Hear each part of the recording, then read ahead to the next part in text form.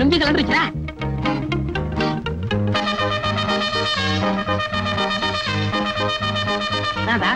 உன் நர்த்தனத்துக்கு காரணம் என்னவோ? 5 ஸ்டார் சாக்லேட். சாக்லேட் சாப்பிட்டா பல்லு வலி தான் வரும். பரதநாட்டியம் எப்படி வரும்? போடா.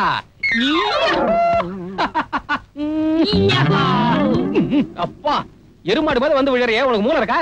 எடுத்து வந்தா செலவாயிருமே, அதனால வீட்டுல வச்சுட்டு வந்துட்டேன். டே கண்ணா, உன் சந்தோஷத்துக்கான காரணத்தை சொல்றா.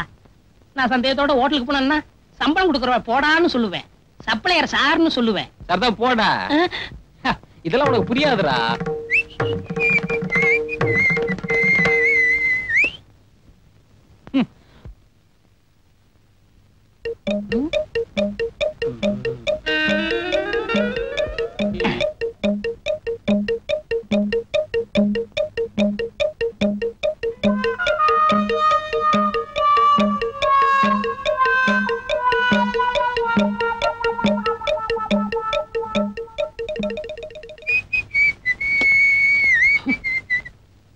எங்கடா சாக்லேட்?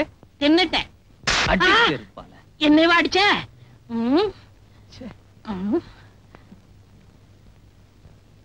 ஏண்டா அடிச்ச? நேத்து என் காலேஜ்க்கு திவ்யாவுக்கு பர்த்டேடா. 500 ஸ்டூடண்ட்ஸ் கியூல நின்னாங்க. அவங்க எல்லாம் கிராஸ் பண்ணிட்டு வந்து எனக்கு ஒருத்தனுக்கு தான் சாக்லேட் கொடுத்தா. இதுக்கு என்ன அர்த்தம்? பாக்குறதுக்கு பிச்சைக்கார மாதிரி இருக்கியே, பரிதாபப்பட்டு கொடுத்துருப்பா. நீ இஞ்சி தின்ன குரங்கு மாதிரியே இழிச்சுக்கிட்டு வாங்கிருப்ப. டேய், ஒருத்தர் ஏதாவது கொடுத்தா அதை வேணான்னு சொல்லணும்டா, அதான் கௌரவம். இப்ப எனக்கு ஏதாவது கொடுத்தாங்கன்னு வச்சுக்க, நான் என்ன சொல்லிருப்பேன்? வேணும்னு சொல்லிருப்பேன். செருப்பாலியே அடிப்பேன். எனக்கு பிரியமா கொடுத்த சாக்லேட் நீ எப்படா சாப்பிடலாம்? வாய் இருந்தா சாப்பிட தாண்டா முடியும். பிரியமா கொடுத்ததுக்காக பிரேம் போட்டா மாட்ட முடியும்? Bloody Indian. I go hotel, I go supply.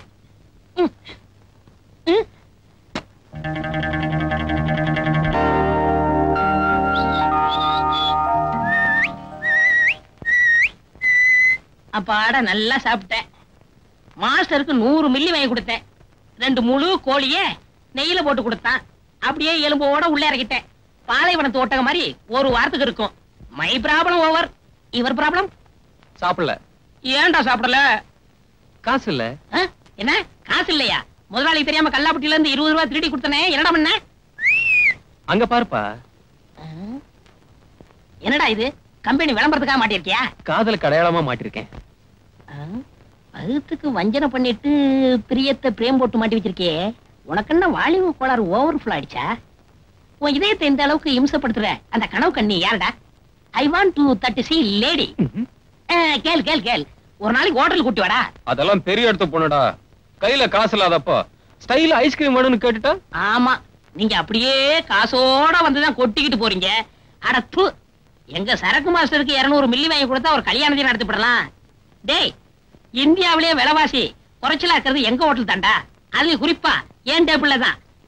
Full மீல்ஸ்க்கு 30 பைசா தாண்டா சார்ஜ் பண்றேன். வாங்க போலாம்.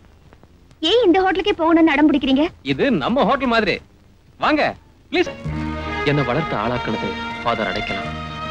அவர் மட்டும் எனக்கு அடைக்கலன்னு தரலன்னா நான் எங்கேயாவது எச்சில பொறுக்கிக்கிட்டு இருந்திருப்பேன்.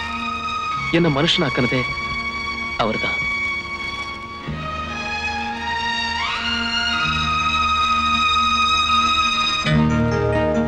எந்த அந்தஸ்தோட என் பொண்ணு மேல ஆசைப்பட்டேன்னு நீங்க கேட்கலாம்.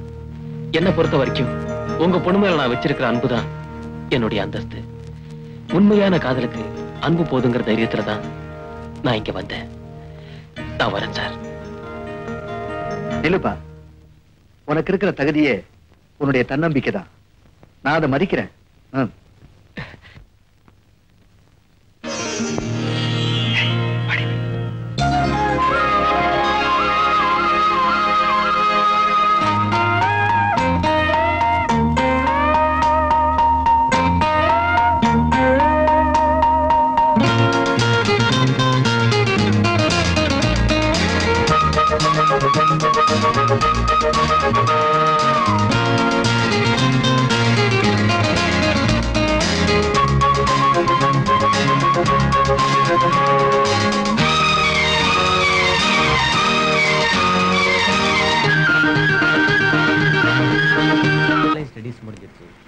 இனிமே என்ன பண்ண போற திவ்யா? மேல படிக்க போறியா இல்ல பாலுவை கல்யாணம் பண்ணிட்டு செட்டில் ஆக போறியா? ரெண்டும் இல்ல. இன்ஸ்பெக்டர் ஆகணுங்கிறது தான் அவருடைய லட்சியம். அந்த லட்சியம் நிறைவேறின பிறகுதான் எங்க கல்யாணம். அப்படியா? ரொம்ப நல்லதா போச்சு. வீட்டுக்கு போன உடனே நம்ம டிஎஸ்பிக்கு ஃபோன் பண்ணி பாலுவை போலீஸ் ட்ரைனிங் காலேஜில் சேர்க்க ஏற்பாடு பண்ணிடுறேன். தேங்க்யூப்பா. என்ன டிஎஸ்பி சார் சௌக்கியமா? என்ன ரங்கநாத், எப்படி இருக்க? ஒரு பையன் அனுப்புறேன். ஓ, நீ அனுப்புன பையனா? வந்திருக்கான். என்ன விஷயம்? நம்ம பையன் ஒருத்தனை ட்ரைனிங்ல சேர்க்கணும்பா. சரி, என்கிட்ட சொல்லிட்டல்ல, அவன் சேர்ந்துட்டு தான் நினைச்சுக்க.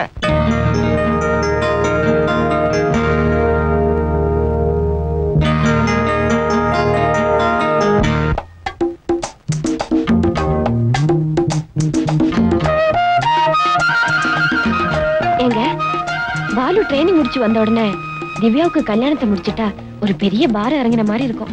நமக்கு நேத்து தான் கல்யாணம் ஆகி இன்னைக்கு ஹனிமூன் வந்த மாதிரி இருக்குது. அதுக்குள்ள நம்ம பொண்ணு கல்யாணத்தை பத்தி நாம பேச வேண்டியிருக்கு. பாத்தியா, டைம் எவ்வளவு ஃபாஸ்டா போகுது, என்னால நம்பவே முடியல.